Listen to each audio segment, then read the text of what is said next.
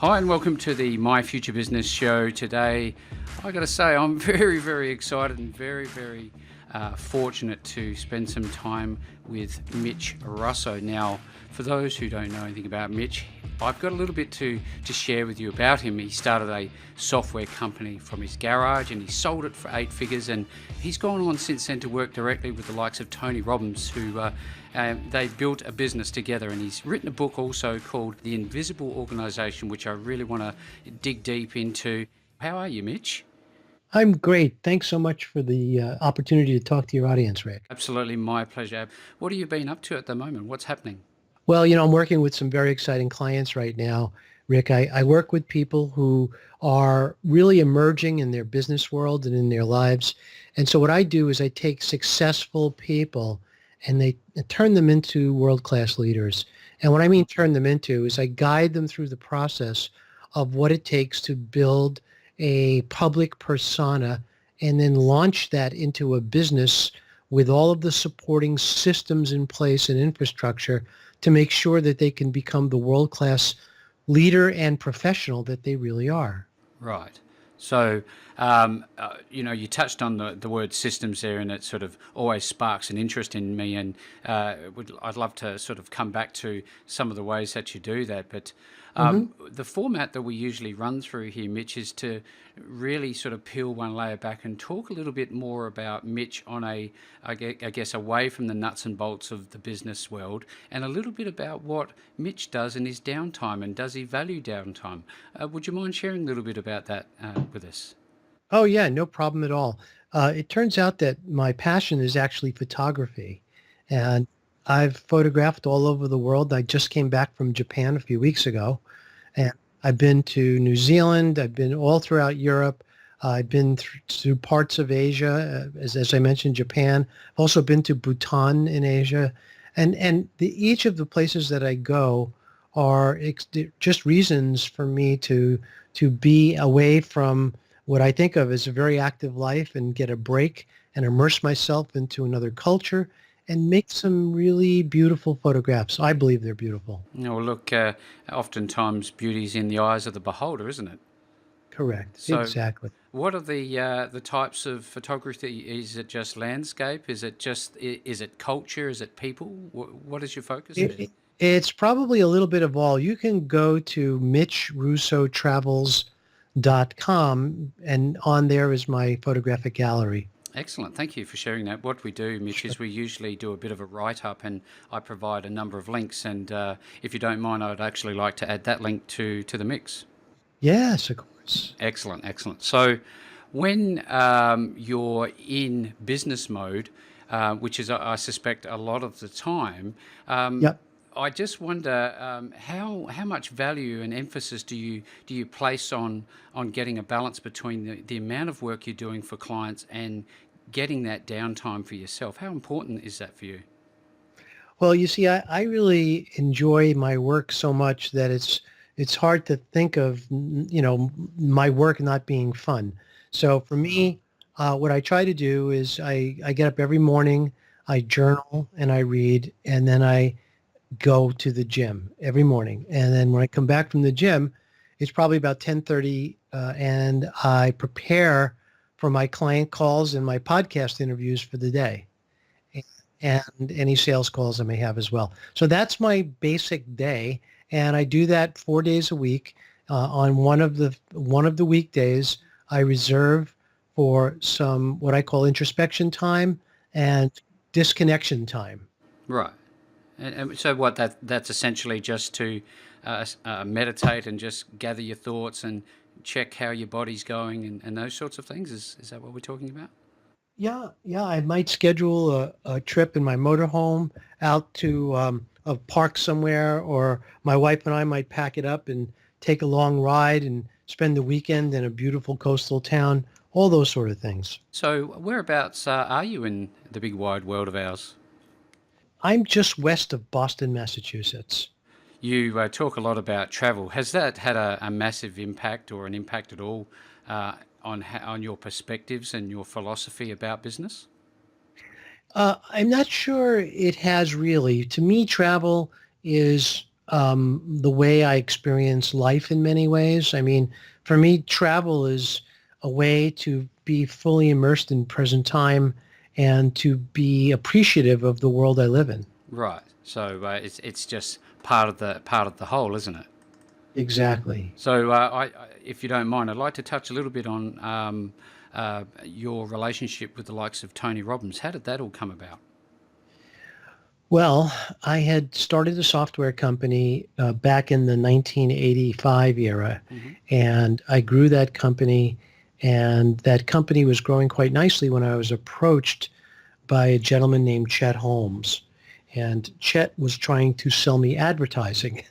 And I was quite resistant at first to buying any advertising from Chet or from anybody because we were just a small business and growing rapidly, but really doing it through PR more than anything else.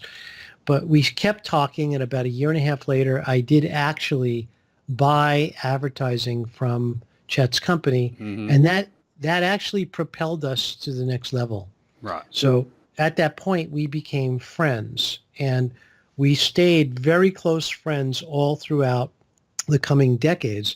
And when I sold my software company and went to work for Sage, I brought Chet in to present to our sales team at Sage. So we had Chet and I were involved in many ventures after that. Hmm. Later, when I was the CEO of a venture-backed startup in the furniture space, I brought Chet in with his partner, Jay Abraham, and Chet and Jay and I worked together on a marketing plan for my little internet furniture company. Wow. And anybody who knows anybody, Jay Abrahams is no slouch in this field. He's not a slouch. Not at all. Absolutely not. Right. So I got Preeminence. it.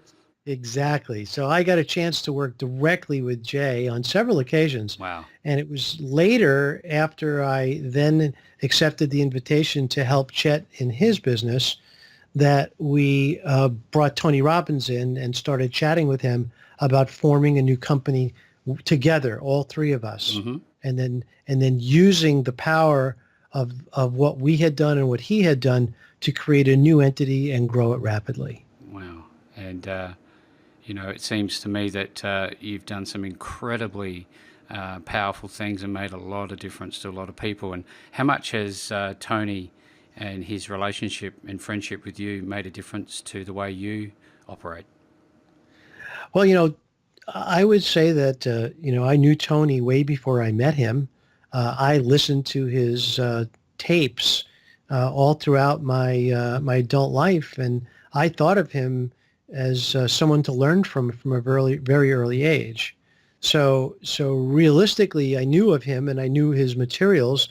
I felt like I got to know him by listening to his audio, but to finally meet him and really understand that he's exactly who he says he is, he's exactly how he appears, and he is a completely genuine, really, really smart person who can very quickly assess and understand what other people are doing and how to make it better. So you get what's on the can with Tony. Absolutely. You sure do. Mitch, in 2015, I believe it was, you published a book called The Invisible Organization. Yes. Tell me a little bit how about that came about.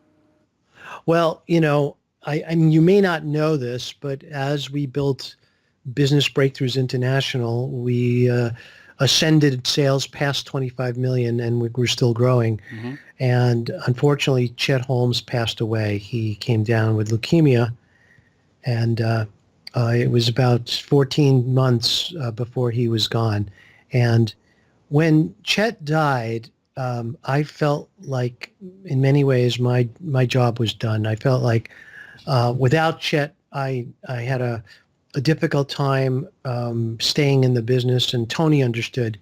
And so I left the company, and during a phone call with Jay Abraham, I said to Jay, Jay, what is it that I should do next? And he said, whatever you do next, please be sure to find a way to teach others what you know how to do. Mm. And so I thought about that, and I thought, well, maybe the best thing to do is write a book. So that's what I did. I wrote the book, and it took me 2 years because I had to throw away the first version I wrote. I didn't like it at all. A learning curve. And exactly. And then I sent it to Jay, and he was kind enough to write a foreword for the book itself. So the book came out in 2015. It reached number one in 5 categories on Amazon. It was a number one bestseller. And it was really, for me, more of a way of trying to answer the question, how did you build a 300-person company from a spare bedroom in your house? And the book goes through the blueprint exercises of what I did and how to do it. And it also goes into what you can do with a virtual company that you can't do without one. And that's all about marketing and all about growth and skyrocketing sales and running, multiple marketing programs and processes all at the same time. And, we'll spin back to that in a little while, but there are a number of things that I've noticed. We've obviously talked about MitchRussoTravels.com. Then you have your MitchRusso.com and also InvisibleOrganization.com. Is that up and running too? Is that some? Oh, yes. Yeah. Yeah. And if anybody buys the book, go back to InvisibleOrganization.com and go to the Resource Center and get access to all of the updates since the book was written. Excellent. So I'll definitely make some links available there. Mitch, I'm looking at some content here, and it talks about you've got a podcast. Are you still running your podcast? Yes, the podcast is raging forward. It's I'm loving my podcast. I do what you do is I basically interview very smart, very gifted and talented people who share what they know with my listeners. And my listeners are typically business owners who have not yet reached 1,000 clients but want to. You talked about systems earlier. How important are systems for you? Well, look, I'm an engineer by education, so I think in systems all the time. I work with mind maps, and I work with org charts, and I work with diagrams all the time because it's the way my mind works. So when I look at a problem, I'll pull out a mind map and I'll start putting down what I know. And then once I see what I know, I discover more things. Right. So this is how I work with clients initially to truly uncover the hidden revenue that most people miss in their own business. Right. So is this something that segues into your offer, your program for teaching others? Yes. I mean, what I do is I don't take on a lot of clients. I take on very few clients. As I said earlier, I'm really only looking to build relationships with already successful companies and CEOs who realize that they can be much, much more successful, but just aren't sure how to get there. And so I work with them very intensively, and we get them to that place. Right. Is that your Power Tribe? Is that what you've called that program? Power Tribes is one element of how I do that. So the website, mypowertribe.com, describes the process of certification. Excellent. So it's an almost A to Z of how to run your business and improve your systems to convert lookers into buyers systematically. Exactly. That's fantastic. Mitch, I'm looking here and I noticed something when you were 16, you were the lead guitar player for your high school rock band. And the thing that caught me is that you felt that was the best way ever to meet girls. And let me tell you, it worked great. I love it. Absolutely love it. So do you still play any instruments? I don't play much anymore. I still have my favorite electric guitar, but no, not as much as I used to. I mean, for me, that entire era of my life turned out to be the building blocks of my future success. And the lessons I learned building a rock band were the identical lessons that I later repurposed into building companies. And it wasn't until several years later that I unpacked that entire experience and created what amounts to the 7 lessons of how to build a great rock band and a great company. So would these be common 7 elements to most things in life? Are they psychological? Are they purely nuts and bolts of running business? Or is it an amalgamation of all these things? Well, if you want, I could tell you the story of how this evolved. Absolutely. Yeah, great. Okay, good. So it turns out that I started a rock band, as I told you, as you know, to meet girls, and the best thing about that is, yeah, we met girls, but here's the thing that was kind of interesting. When we used to get together on Saturday afternoon to practice, most of the guys would be smoking pot and getting high, and that's fine, and it's fun to play when you're high, but what people don't realize, or what we didn't realize, was that we sounded like crap. So the only way to prove that we sounded so bad to the rest of the band members was to turn on the tape recorder and actually record a session, which we did. And when I played it back, we all agreed it absolutely was terrible. So I had to create basically a rule. And the rule was no getting high before band practice or before a paid gig. Right. Right. So we stopped getting high. And then what we started to do was pick a song and practice it over and over and over again until we got it right. And, we did. We got it right. And then we moved on to the next thing. And so we perfected about 12, 13 songs, and we would add one more song every week or two. And we started getting hired to play Sweet 16s and other public events. Mm-hmm. Well, along the way, one of the moms asked us if we knew any dance music.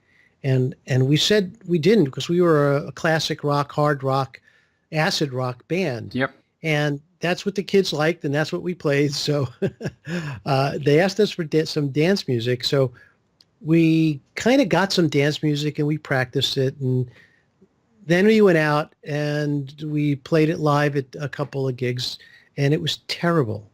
So we agreed that because we didn't like dance music and we had no passion for it, we're just not going to play it anymore. And so the answer to moms who ask if we play dance music was, no, we don't. Sorry. Simple as that. That's the policy. Right. So then the other thing that happened is once we started getting hired, we charged $50 to play for a whole night. And then we raised the price to $75 and then $125. And eventually we got to about $500 for an evening for us to show up, play, and then leave. So at the third or fourth paid gig, a woman who hosted the party came up to us, and she gave us a note that said, Mitch, we loved your band. It was absolutely great. I would recommend hiring you again and again for all of my children's parties, even through college. Well, this became the beginning of getting a testimonial. Right. So what we started to do was ask for these letters, and now every time we went to a gig, we would bring a clipboard and a couple of pencils, and we would ask people, hand them the clipboard and say, if you enjoyed the band tonight, would you mind jotting down a few notes saying that? So that worked really well, and we started to collect those testimonials. Mm. The next thing that happened is we started to play for public events. So I, for a whim, I took out a piece of paper from my loose leaf notebook, and I wrote on it in pencil, announcement, Mitch Russo's band Absolutely Free is playing on Saturday night at the high school auditorium, and feel free to come, and et cetera. And I sent it to the local newspaper. And to my amazement, they printed it. Oh. So it was like a revelation. Oh my goodness, they will print whatever I send them. So I then kept doing it. And before I knew it, we had other newspapers picking up our little press release. So later in life, I had remembered all of these things, and I had decided to craft the lessons I learned. So I'll read you the lessons that I just told you about in a more succinct fashion. So lesson one is be disciplined with yourself and with your team, even if they don't like it. In the end, it will pay off big time and the team will respect you for it. Mm-hmm. So if you remember, my pot smoking buddies didn't like it, but it paid off big time, right? Mm-hmm. Lesson two is don't deliver a substandard product. While it's been said the price of perfection is bankruptcy, I believe you can come very close to perfect, generating enormous pride and delivering incredible value by going the extra mile. Mm-hmm. So there again, that's what we meant before when we practice our songs until we got them right. So lesson three is a quote from a famous American philosopher, but I bet you've heard of him down under. Mm-hmm. His name is Colonel Sanders. Yes. Okay, that name ring a bell? Certainly does. So his quote, which we picked up later, was, "We do chicken right." And the reason I like this quote is because this is a guy who institutionalized focus. He made it a slogan. They don't sell hot dogs. They don't sell pizza. They don't sell anything but chicken. Mm. So that really encapsulated how we truly needed to stay focused on our passion. And if we strayed from our passion, then we were not doing chicken right. And that for us was trying to play dance music when we couldn't. Right. Right? Yeah. So lesson four is honestly assess your true worth. And that began with our pricing experiments to find our ideal price. So in lesson four, we say raise prices slowly, add more value, and don't stop experimenting until you find what's really optimum for the moment. So that was our price testing lesson. Mm-hmm. Mm-hmm. Lesson five is get a testimonial after every service or product delivered. Make this a rule that can't be violated. Always get a happy client to say so on video or in writing so you could use it when you need. And again, that goes back to the clipboard, right? Mm-hmm. Mm-hmm. Lesson six is spread the word. Do not discount the simple value of public acts. So these days, blog posts lead to great SEO and even easier than they've ever been before. So spread the word. Whatever you're doing, just get it out there. And now we're down to the last lesson. You want to know what the last lesson is? Yes, please. I'm chomping at the bit here. Here it is. Have fun. Right. That's the last lesson. And you know what? If it's your passion, make it count. Be proud. Remember it. And also know that life is not about how hard you work. It's about how much passion you put into what you love to do. Thank you so much for revealing those nuggets of gold, Mitch.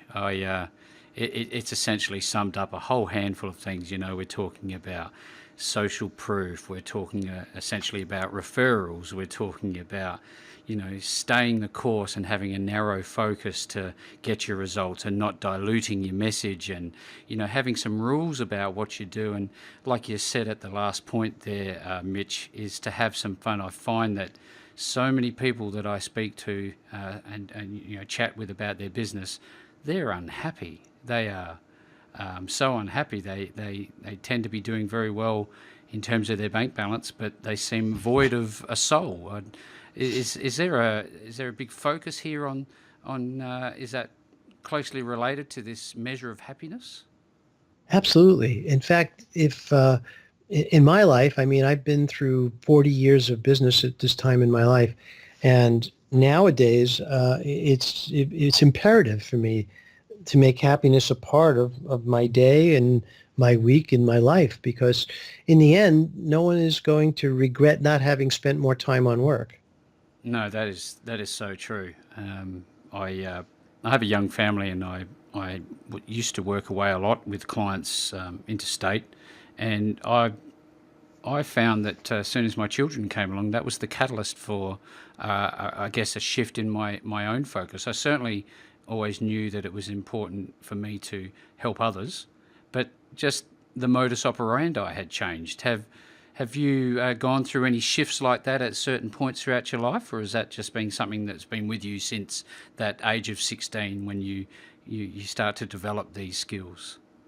I have to say it had been a shift because when in my career path, I had worked for a company and I had been working after work. I did a side job in the evenings and I built real estate properties on the weekends.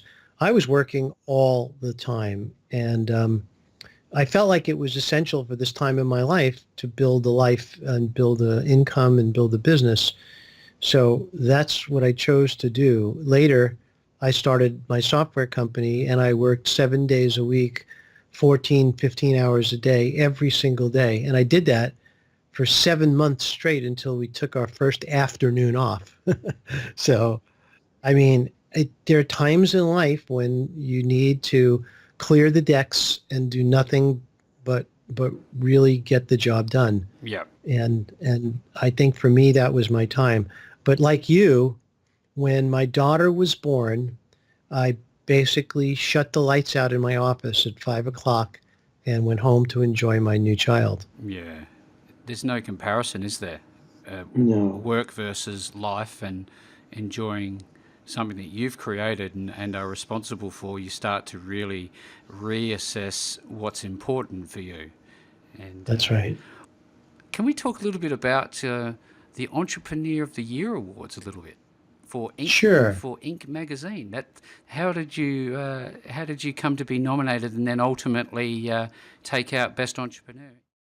It turns out that my employees were very. We had a great culture at Timeslips Corporation, and my employees were very proud of the company, and they were proud of their CEO. And when it came time for the Inc. Magazine Awards, I mean, I personally could care less. Um, but my employees said, no, we are going to fill out an application for you because we think Timeslips is one of the top fastest growing companies and you should be recognized, which was very sweet. And I followed along with them and we went through the process. So what ended up happening is that they sent in an application, and I figured, they're probably a lot smarter people, a lot more productive, more uh, companies growing faster than mine. So I never expected to get a call, but sure enough, You did. we did. We got the call and set up interviews, and they did a deep dive interview of me, and then they wanted to see proof. They wanted to see the accounting records, and we showed them those. And I was nominated, and I showed up, and it was a beautiful ceremony. And that night, the guy who won instead of me was the inventor of the ROM BIOS for for the IBM PC. So You're up there with the world changers and innovators, weren't you? yeah, so I mean, I actually agreed. I think he should have won. He was an amazing individual. So I'm glad he did win. I think the recognition for him and his company turned out to be really, really essential for him. We were already doing well, and for me, it was just a feather in my cap. And it was my surprise when next year when they called me back and said, we want to nominate you again. And I said, great. And so we went through the same process again. And I was nominated again. And what ended up happening the following year, I didn't win again. And the guy who won ahead of me this time, I don't remember who it was, but about 90 days later, his company was sent into bankruptcy because of some fraud thing that they discovered. So the poor guy, the award for him was not a blessing, which was a shame. Well, that's no good. Yeah. I start to think about the best takeaway for our audience here is that you can start with essentially nothing and work your way to being, Inc. Magazine's Entrepreneur of the Year. You can go on to lead major corporations as the head of the business CEO in your case. And I just wondered, did to be such a great leader of people, was this a big why question for you? Did you start with there so that you could become a great leader? No, I really had no intention of becoming a great leader or any kind of a leader. I mean, I just really wanted to have a business that I enjoyed doing that made me money. And later I realized that once the money part was out of the way, what was even more fun was helping others make money and grow their business and become better people in life. Yeah. So that was the progression for me. And it was certainly not to be a leader. In fact, I found having to be a leader an unnatural act at first. I had to learn it. Ha. Well, it seems to me that you did it well, given the willingness of the team around you to nominate you for that award. So that's a sign, isn't it? Yeah. We had a great team of people. We built a great company. It was the launching pad for many careers. It was the launching pad for several marriages and new babies coming into the world. As the workplace often is. Yes. So we were thrilled, just thrilled to have had the success we did, to have made an impact in the world, and we made some lifelong friends. I built a certification program for our own company, for Timeslips Corporation, and that program grew to 350 certified consultants. Oh, wow. And those certified consultants were more like family than anything else. They were our cheerleaders. They came to all of our events. They showed up when we spoke publicly. When I went to speak at different cities around the world, I would let them know I was going and take them all to dinner before I showed up. It was a beautiful group of people, and it was so enriched my company and my life that it became lifelong friendships in many cases. I'm still in touch with several of my certified consultants. And I tell the story about my first 10,000 clients. I actually sold the software to the first 10,000 clients that my company had. So in most cases, people bought their software directly from me or through me, speaking on stage and hearing me speak. And that to me created an intimate bond with my customers, which I, again, enjoyed for many, many years, all throughout the growth of my company as we reached 250,000 customers. Wow, it's just an incredible, life story, isn't it? Your journey is exceptional, and you've made my day. This call has been an absolute pleasure, and I cannot thank you enough. And I'm sure the My Future Business audience will be thanking you as well. Mitch, where best can people find you? Where would you point them to get your book and find you on a website, and maybe even consider see if they could work with you? Where would they go? Best place to go is simply mitchrusso.com, mitchrusso.com. Okay, thank you very much. Look, like I said, if I had a cup of coffee sitting here with you, I'm sure we could just chat for so long. It's been my greatest pleasure today to have the time with you. You're a great man, and thank you for being on the My Future Business show today. My pleasure, Rick. Thank you again for inviting me.